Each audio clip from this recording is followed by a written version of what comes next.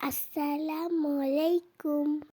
আজকে আমি লেখক আহমদ তানজিদ ছোটদের সিরা ফ্ল্যাশ কার্ড থেকে একটি অংশ শোনাবো।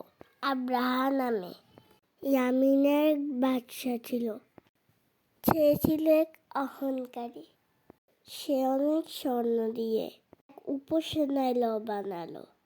তার ইচ্ছে ছিল মানুষ কাবা ছেড়ে সেখানে ইবাদত করবে, কিন্তু কেউ সেখানে গেল না।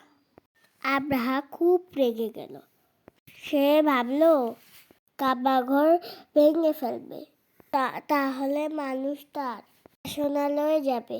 সে বিশাল হাতির দল নিয়ে দিকে রওনা দিল। কিন্তু মক্কার কাছে আসতেই এক আশ্চর্য ঘটনা ঘটল। আল্লাহ তাআলা আকাশ থেকে বিশেষ পাখি পাঠালেন। পাখিগুলো ঠোঁট পায় ছিল পাথর। তারা এই পাথরগুলো ছুঁড়ে দিল আব্রাহার সৈন্যদের উপর। সব সৈন্য মারা গেল। এই ঘটনার বছরকে বলা হয় হাতির বছর। সেই বছরেই আমাদের প্রিয় নবীজি সাল্লাল্লাহু আলাইহি ওয়াসাল্লাম জন্মগ্রহণ করেন।